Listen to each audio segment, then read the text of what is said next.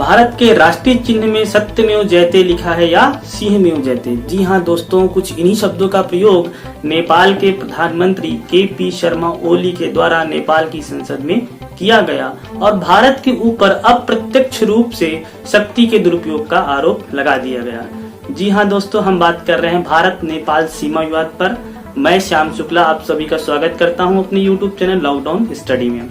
हाल ही में उभरे हुए भारत नेपाल सीमा विवाद को लेकर दोनों देशों के मध्य असमंजस्य की स्थिति बनी हुई है। आज हम बात करने वाले हैं हाल ही में उभरे भारत नेपाल सीमा विवाद को लेकर के। हाल ही में 18 मई पिछले सोमवार को नेपाल की कैबिनेट ने एक नए राजनीतिक मानचित्र की मंजूरी दे दी है, जिसमें नेपाल तथा चीन के क्षेत्र से सटे हुए भारतीय क्षेत्र कालापानी, लिपुलेख और लिम्पियाधुरा को नेपाल का हिस्सा बताया गया है। नेपाल के विदेश मंत्री प्रदीप कुमार ग्यावली ने इस कदम की घोषणा की है। ये तीनों ही क्षेत्र सामरिक दृष्टि से अत्यंत महत्वपूर्ण हैं और यह भारत, चीन और नेपाल के बॉर्डर पर या सीमा क्षेत्र पर स्थित हैं और भारत के उत्तराखंड राज्य के पिथौरागढ़ जिले के पूर्वी क्षेत्र में चीन तथा नेपाल की सीमा से सटे हुए हैं। तो होप्सो आप सभी लोग को समझ में आ रहा होगा मैं किस क्षेत्र की बात कर रहा हूँ। नेपाल की सीमा से उत्तराखंड, उत्तर प्रदेश, उसके बाद बिहार और सिक्किम के क्षेत्र भी लगे हुए हैं, लेकिन हम बात कर रहे हैं उत्तराखंड के पिथौरागढ़ जिले की, जो वहाँ पे 3 क्षेत्र हैं। लिपुलेख है, कालापानी हो गया और लिम्पियाधुरा हो गया। तो वहाँ पे क्या हुआ है, इन तीनों जो क्षेत्र है यहाँ पे विवाद गरमाया हुआ है। अगर हम बात करें, ये जो हाल ही में उठा विवाद है वो पिछले वर्ष जब 5 अगस्त को 2019 को जम्मू कश्मीर और लद्दाख को भारतीय मानचित्र से एक अलग केंद्र शासित प्रदेश घोषित किया गया तथा इस घोषणा के बाद 2 नवंबर सन 2019 को भारत ने स्वयं का एक नया राजनीतिक मानचित्र जारी किया। उस मानचित्र में लिपुलेख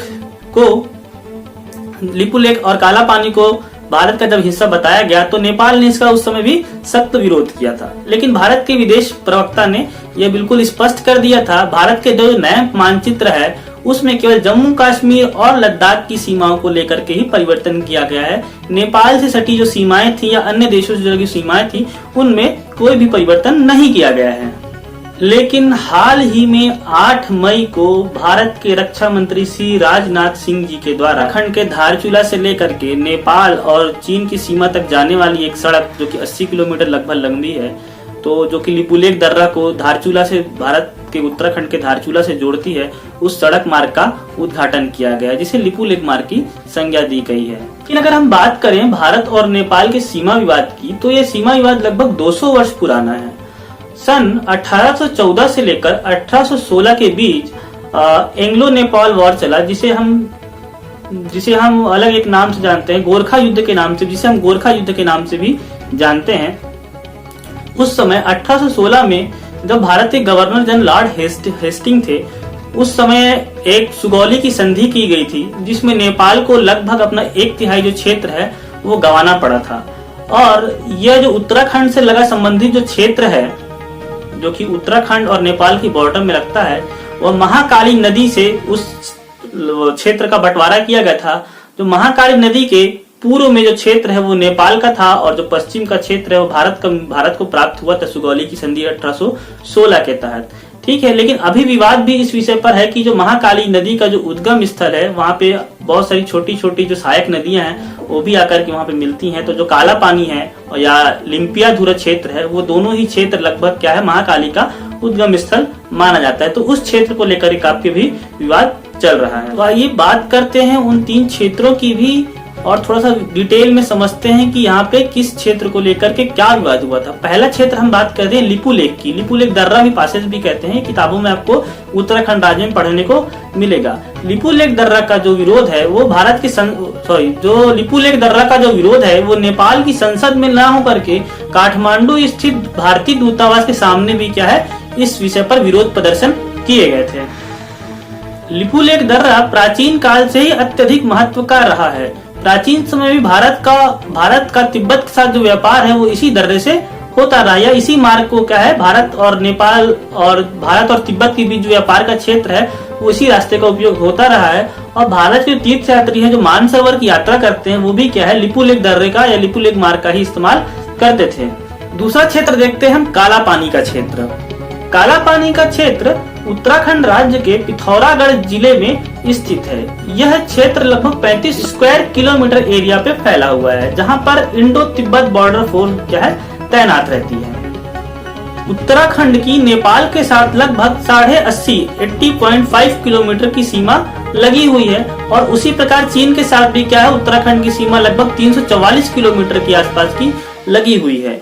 यह क्षेत्र बहुत ही ज्यादा सामरिक दृष्टि से महत्वपूर्ण है, क्योंकि 1962 जब भारत चीन वॉर हुआ था उस समय भी चीन की सीमा जो है वो काला पानी क्षेत्र तक नहीं पहुंच पाई थी। बहुत ही उन्होंने प्रयास किया था, फिर भी क्या है यह थोड़ा सा ऊंचा क्षेत्र है और भारत की इंडो तिब्बत बॉर्डर फोर्स यहाँ पर है और निगरानी बनाए हुए रहते हैं यहाँ पर। और यहाँ पर क्या है अब तब भी 1962 में भी जब चीन के साथ युद्ध हुआ था तो यहाँ पे चीनी सेना नहीं पहुंच पाई थी। और 1816 सुगौली की संधि की बात करें तो उसी संधि के हिसाब से जो काला पानी का जो क्षेत्र है वो भारतीय क्षेत्र में पूर्णतः आया है। एक तीसरे स्थल की बात करते हैं लिम्पियाधुरा। महाकाली जो नदी है उसका जो उद्गम स्थल है वो भी क्या है लिम्पियाधुरा ही माना जाता है। और यहाँ से महाकाली नदी निकल करके नीचे दक्षिण पश्चिम की ओर और दक्षिण पूर्व की ओर बहती है। दक्षिण पूर्व की ओर और दक्षिण पश्चिम की ओर बहना ये दोनों देशों का क्या है अलग अलग मानना रहा है। और ये जो क्षेत्र है ये भी काफी विशिष्ट महत्व का है और सामरिक दृष्टि से अत्यंत महत्वपूर्ण है। ये तीनों क्षेत्र को लेकर के भारत और नेपाल के बीच में सीमा विवाद चल रहा है। तो आपको ये जानकारी अच्छी लगी हुई भारत नेपाल सीमा विवाद से लेकर के। और परीक्षा की दृष्टि से एग्जाम के पॉइंट ऑफ व्यू से मैं कहूँ तो स्टूडेंट्स को इस विवाद पे लेकर ये याद रखना पड़ेगा कि किस जिले के और किस राज्य में ये विवाद स्थित है। ये तीन आप लोग नाम याद कर सकते हैं, काला पानी, लिपुरेख और लिम्पियाधुरा। और आगे में इस विषय में कहूँ तो नेपाल से संबंधित उसकी राजधानी या उसके प्रधानमंत्री के नाम भी याद रखें। और सबसे इम्पोर्टेंट है सुगौली की संधि जो कि 1816 हुई थी नेपाल एंग्लो नेपाल वॉर के बाद। उस समय भारत के वायसराय गवर्नर जनरल भी आप याद रख सकते हैं, लॉर्ड हेस्टिंग थे उस समय के गवर्नर जनरल। और वर्तमान समय में भारत के जो प्रमुख प्रशासनिक पद पे हैं रक्षा मंत्री, गृह मंत्री, आप जो प्रधानमंत्री हैं उनके नाम तो सभी को याद होते ही है, लेकिन फिर भी उस पर भी आप लोग विशेष ध्यान बना के रखिएगा। होप सो आप लोग को ये वीडियो पसंद आया होगा। और आज की वीडियो में इतना ही, मिलते हैं नेक्स्ट वीडियो में। अगर आपको हमारी जानकारी अच्छी लगी हो, वीडियो पसंद आया हो तो वीडियो को लाइक कीजिए और हमारे चैनल को सब्सक्राइब भी कर सकते हैं। बेल आइकन बटन जरूर दबाएं ताकि आपको नेक्स्ट वीडियो की नोटिफिकेशन मिलती रहे। Thank you.